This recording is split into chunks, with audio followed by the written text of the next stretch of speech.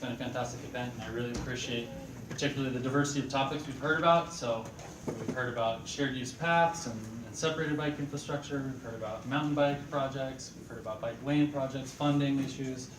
And so I'm excited that they asked me to talk about the City of Tucson's Bike Boulevard projects, because I think it fits in nicely with the topics today, kind of a different look at cycling, urban cycling.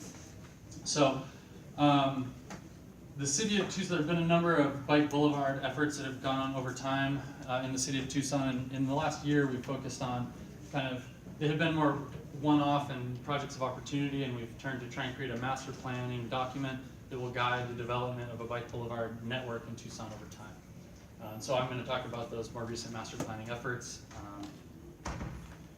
So I'll talk a little bit about what are Bike Boulevards and why are they important, and then I'm assuming many of you are familiar with them, so I'll try and focus more on where we're at in Tucson with implementing the network and our master planning process at the moment. Actually, just for my sake and everybody else, raise your hand if you have not heard of a Bike Boulevard. Okay, so most people have. If you have, great. So in the Tucson, we've done a lot in terms of promoting cycling. You heard from Matt Zoll earlier. We've done a great shared use path system, a lot of great education. We're a gold level bicycle-friendly community from the LAB. We've applied for platinum a number of times. And kind of consistent feedback we get, in addition to our crash rates and stuff, is that their language was that perhaps the single most important thing to focus on is increasing our ridership in the region. And so, like one of the things Joe mentioned earlier, these 4 types of cyclists, and there's research been done, I'm sure most of you are familiar with it, and these different kind of categories of cyclists or would-be cyclists. And so we've got this, roughly 30% of the population who's just, not interested in riding, not going to ride, or either disinterest or lack of physical ability. And then on the other spectrum, we've got that 1% strong and fearless who will ride in any situation. We've got our bike messengers down there weaving through traffic. And then about, roughly 9%, these percentages will vary community by community, but as a general idea, who are enthused and confident they're comfortable riding in most bike infrastructure, like a collector street, bike lane, maybe some arterial bike lanes, but probably wouldn't be comfortable in a facility with no bike lane. And then this huge, percentage of the population who maybe they ride, but they would like to ride more, but they're concerned about their safety doing so, or they don't ride, but they'd like to. And so it's really kind of this group of the population that we're considering and planning for when building the Bike Boulevard network in Tucson. So this is Alvernon Way in Tucson, for those of you who are familiar with it. This is a typical 5-foot bike lane on our 6-lane arterial road that is, and don't get me wrong, these are really important, and I think we're really proud of the work that's happened in Tucson with a really extensive network of on-street bike lanes. But like the gentleman from Peoria mentioned, we're really interested in providing choices for people of all types and all ages and abilities and confidence levels on a bike. So while this sort of facility is great for some people, I'm like Joe from Phoenix who mentioned he'll ride anywhere. I'm like that, but I recognize a lot of people aren't. And so this just won't appeal to maybe a mother and her children or an elderly couple or something like that. So Bike Boulevards are on local residential streets. It's a shared roadway. They're really meant to prioritize bicycle travel. So we look at them as bike arterials, if you will. Corridors that go across town on a residential network with low volume, low speed streets, and that connect with other bikeways. Right? Those bike lanes on arterial and collector roads are important because that's where many of the destinations you might be going to are. But this works in tandem with the other networks in Tucson. And I should mention the loop that Matt brought up. That's a fantastic, low stress, separated bike network around the outskirts of Tucson. And we look at this network as kind of the spokes to that wheel, right? So connecting people throughout town to destinations. Also for safety. So we've done some preliminary analyses in the Tucson region. So here are kind of bicycle crash rates by facility type. So you can see for every 100,000 bike miles traveled, and the kind of look here, it'll give you the type of, it's an arterial bike lane, the bike route, arterial bike lane, and so on. Enhanced bike routes, and then the couple bike boulevards. And enhanced bike routes would be something like a residential street, like a bike boulevard, but maybe doesn't have all the amenities that a bike boulevard would have yet. And so you can see that the crash rates decline significantly when you're not riding next to high volume, high speed traffic. So not a big surprise there.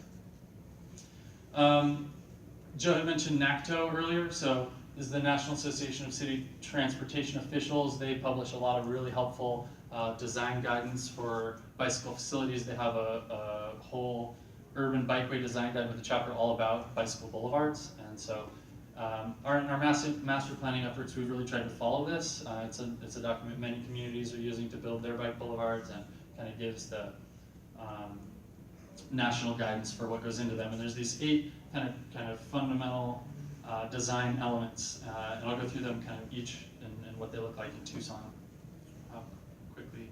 So one is route planning. Obviously, the bike boulevards don't work if they're routed in really circuitous ways or take a lot of detouring, right? As we all know as cyclists, we want to go on the kind of direct path of least resistance. So it's really important that the routes do that as much as possible. Also, so there's a network of 64 corridors that we've identified in Tucson to represent this network. And Tucson has it's advantageous in that it's laid out in a very north-south, east-west street grid for the most part that really can accommodate a bike boulevard network. Second is signs and pavement markings. So it's important to bring visibility to these residential streets because, one, to prioritize bike travel, alert motorists that this is where you'll expect to see cyclists riding, help cyclists with their wayfinding as the route makes turns, and also, while they may be really nice bike facilities, they're less visible than a parallel arterial roadway, and so it's important to draw attention to those. This is the signing. So we've created our own, in the city of Tucson, kind of branded bike boulevard color scheme and signing to kind of brand the network as we build it over time to add more visibility and exposure. Points 3 and 4, design elements 3 and 4 from the NACTO guide have to do with speed and volume management. That's for motor vehicles. So there are a number of different speed and volume management options, and we are presenting in the Bike Boulevard Master Plan, which I'll get to later, to publish a draft in the next few months. We like to work with the neighborhood associations to identify the kind of traffic calming and speed volume options that they like the best. And so there's a kind of traffic circles with four-way yield signs are one option that works well. Some neighborhoods really prefer speed humps. Others prefer chicanes or curb bulb outs for traffic calming. And then there's a variety of innovative volume management features. So this is, and I'll talk a little bit more later about our crossing treatments. This is what we call a toucan. Is anyone not familiar with the toucan? So many people are. Similar to a hawk light, it's basically a pedestrian or bicyclist activated symbol that will stop traffic when you cross an arterial road. The toucan also, because it brings people to the center of the street to cross, is a volume management tool as well because it limits cut-through traffic on the street. So if you're traveling on the bike boulevard, you're forced to turn off of it. You can't cut through, and it also limits the number of the left turns into the bicycle boulevard as well. So elements 5, 6, and 7 will have to do with crossings. So minor street crossings, major street crossings, and offset crossings. And this is, I think, one of the most, if not the most important element of a bike boulevard network. If you have people comfortable riding on these residential roadways with low traffic volumes, but then you get to one of our lovely 6-lane, 8-lane arterial roadways with high volumes, that's a significant barrier to people. So thankfully, we're really lucky in Tucson to have been kind of the birthplace and innovator of the hawk lights and toucans and other bicycle and pedestrian dedicated crossing treatments. We have over 170 in the city, and many of them on the Bike Boulevard network and more planned. So this is kind of the treatment of choice and what we will build on all the bike boulevards where they cross arterial roadways as an actual dedicated signal or hybrid beacon for crossing the street. And then the last thing is green infrastructure and public art. So a lot of the traffic calming elements along the residential bike boulevards are also great opportunities for stormwater runoff capture, green infrastructure like these bioswales or planted chicanes where we can have native plant species growing, helping our stormwater runoff, and also opportunities for public art. This is a bike boulevard that runs through a neighborhood called Dunbar Spring. They've done a lot of amazing work on rainwater harvesting and public art in their traffic circles. And it's a really beautiful area to ride, a really inviting environment. We see a lot of families and kids using these facilities. So now I'll move a little bit into our master planning process. So talk a little bit about the history that's kind of gone on. And the tough part of that was, how do we, we've got these 64 corridors we've identified that we'd love to turn into bike boulevards, but we don't have the funding to build them all. And so how do you prioritize which ones to use first? And I'll talk a lot about which ones to build first, and I'll talk about how we did that.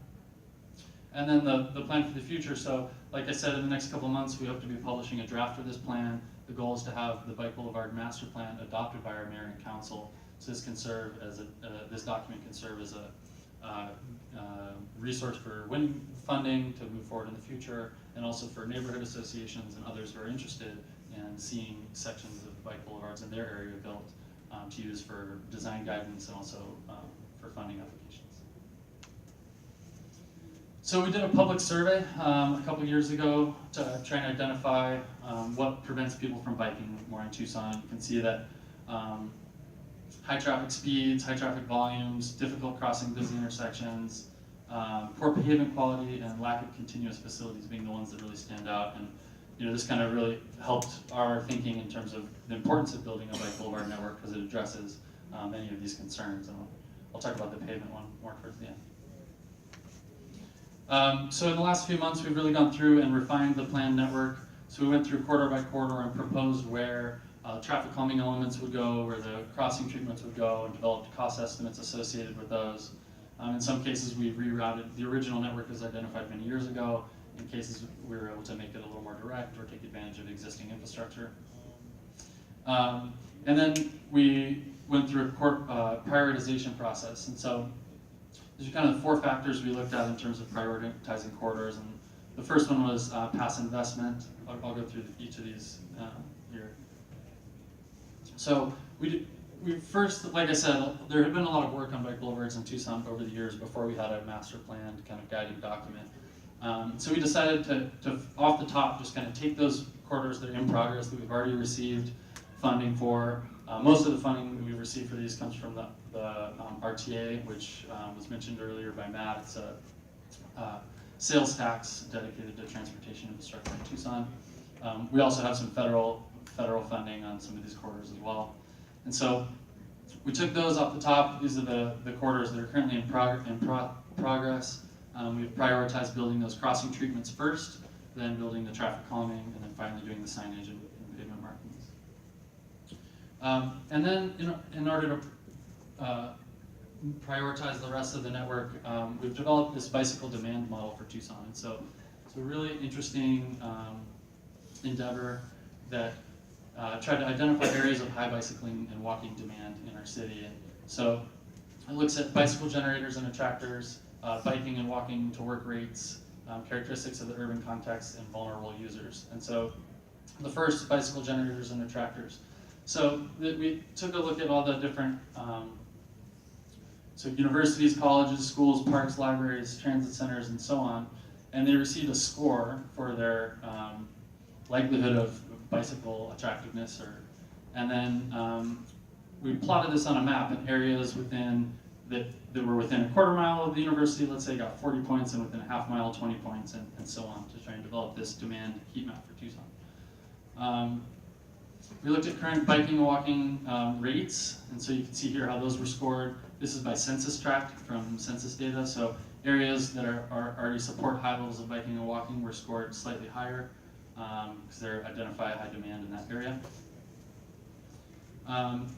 Characteristics of the urban environment, so we know that denser areas and areas with a greater mix of housing and employment generally support higher levels of biking and walking. So you can see here, we were scored based on the density of the census tract. We received a higher score, employment densities, and then a mix of housing and employment. And then the final category were vulnerable users, so that being, for our purposes, low-income populations, so populations by census block living under the poverty line, and populations, households without access to a car, and then the old and the young, so people more likely to be reliant on walking or biking for their transportation needs, or more likely to be at risk to their health when doing so. And so when you put all those factors together, we created this sort of heat map for Tucson. So you can see The dark red areas are the highest demand, and it fades into medium high, medium low demand, like so. And so when you see the bike boulevard corridors overlaid on top of this map, you can see that they align pretty well to serve these areas of bike demand. And what we were able to do was, in trying to prioritize these corridors, we developed a demand score based on all the areas that the bike boulevard passes through. So we developed one demand score for each corridor. We ranked them all based on their demand score. So that with the highest demand rank of 1 down to the lowest demand rank of 64.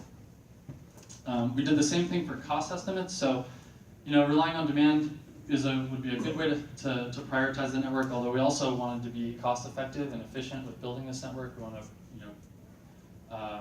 there's limited funds available. So we also ranked all the bike boulevards on their cost estimates. So prioritizing those of low cost, and I should say that was normalized by distance, so cost per mile. With the cheapest receiving rank of 1, and so on. And then we ranked them all based on their existing infrastructure. So what are the ones that we could complete quickly? So a lot of these corridors already have many speed humps. They already have traffic circles. They may already have a hawk light or a toucan crossing at an arterial road. And so we prioritized, we created this percent complete rank and prioritized all the corridors based on that, the most nearest to completion rank first. And we took the average of those 3 ranks. So for our final prioritized list, this is the kind of formula we used. So we weighted it on the demand score because we felt like that demand model was the most comprehensive analysis of bike demand in Tucson. So that received an extra weight, you see there. And then their cost rank and their percent complete rank, and that developed the final list, prioritized list of bike boulevards in Tucson. And here it is in map form. You can see here that the light blue represent the kind of existing either built or funded bike boulevards. The darker blue are the in-progress corridors that are near to completion. The yellow would be then the next 10, group of 10 prioritized, and the green would be the next 10 after that. And these red lines are the subsequent groups that aren't on the top of the priority but still hope to build at some point. You can see the total, there's 193 miles total throughout the city, and 64 corridors. Cost of the entire project would be about $30 million, which comes out to about $164,000 per mile, which is relatively cheap for bike infrastructure when compared to building a new separated bike path or something like that. And currently, there are about 10 miles constructed, so the 4th Avenue and Fontana Bike Boulevard runs north-south here, kind of in the central west side of the city. And then actually the 3rd Street Bike Boulevard, which is one of the heaviest used bike paths in Tucson, connecting to the University of Arizona, Himmel Park, and other destinations further east, is designated as a bike boulevard. As far east as about Swan Road, somewhere in here, and hope to continue it out further east later this year. Challenges to the network. So pavement is a big one, right? We all know as cyclists we go out of our way to seek a facility that has good pavement. And in Tucson, as I think is similar to a lot of places, with the limited paving monies that we have, it's been the practice to pave arterial corridors for residential blocks. So you'll find the bike lane on that arterial road will be very nice, but if you're going on a bike boulevard, you may have a few blocks where it's really nice because the neighborhood was done, but then when you cross in the next neighborhood, it can be really bad. And so one of the efforts we're engaging with right now is to kind of question that thinking and consider prioritizing bike corridors as well for paving, when new paving monies are available, so that we can prioritize paving as a residential network. That said, when you do repave a nice residential road, it's not only now attractive to bicyclists but to cars. And so that's why I think those volume management features and the traffic calming features are really important to implement as well, and why we're comfortable implementing those on a street that may have poor existing pavement quality, because if and when that, not if, when that road is finally repaved, it already has the traffic calming and volume management features that make it more attractive to cyclists. The process to implement. So the City of Tucson has a neighborhood traffic mitigation process, which is functions in some ways for the bike boulevard, in other ways doesn't. So we're looking to develop a new implementation process for bike boulevards that can incorporate more feedback from the cycling community. The current process for neighborhood traffic calming really receives feedback from people living right along that street. But again, our thinking is that these are bikeways, regional bikeways, and bike arterials. And when we look at a regional arterial roadway corridor, we don't just get feedback from the businesses right along that arterial because it serves the entire community. So we want to develop a way of getting broader input into the implementation process. And then finally, funding. So right now, our primary funding sources come through the region, through our MPO. Those are formerly TAP, now called something different, and also RTA funding. So that's kind of our most preferred funding source because it's more flexible and can implement more quickly. We've been tentatively awarded $1 million for bike boulevard improvements in the next few years in the Tucson region, and we'll be using that to finish those in-progress corridors and looking to apply for future funds as we move forward to complete the rest of the network. Last thing I'll note is, while we kind of created this prioritization methodology to guide the development of the network over time, we are also really open to projects of opportunity. So where neighborhoods come up and they say, hey, we really like this, we would like to do some more traffic calming in our area, we really want to work on this bike boulevard project, we do that. So we work with them on other funding sources they may be able to get. We'll help with them with design, cost estimates, and that kind of thing.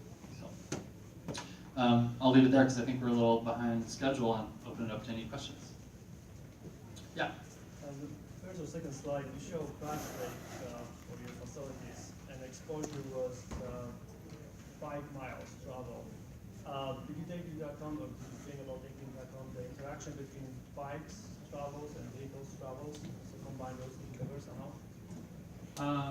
So did we look at, let me go back to that slide, bike miles traveled and vehicle miles traveled on these facilities?